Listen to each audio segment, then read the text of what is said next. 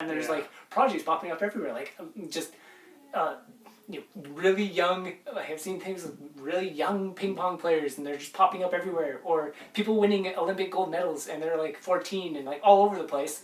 But that's just because the 14 is like the age limit on how young you can enter the Olympics. I bet if you made it younger, you'd even have more. And just like the amount of faith and trust that is going into kids is higher than ever, and people paying attention to children. Like we've talked about children and how like they're the most sacred thing ever. And it's like people are popping out of it too and realizing kids are important. Like people are quitting their jobs when they realize it harms kids, and like everywhere, and trying to actually do something. And it's kind of neat. So there's this huge upsurge of like the youngest generation possible today is entering the world with all of the things in place that over the last 20 or so years have built up, and people have been popping up into awareness.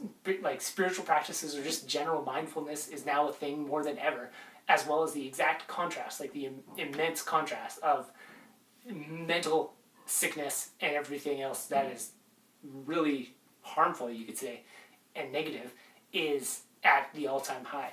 And it's just like pop, pop, pop, and just like popping the kids like popcorn into either suicide, unfortunately, or into just like superhuman states that have never been seen before. And that's going to continue.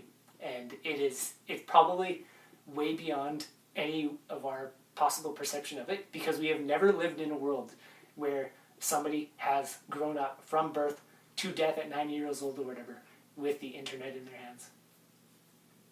It's never happened. You heard it here, folks. Future's popcorn. On the internet.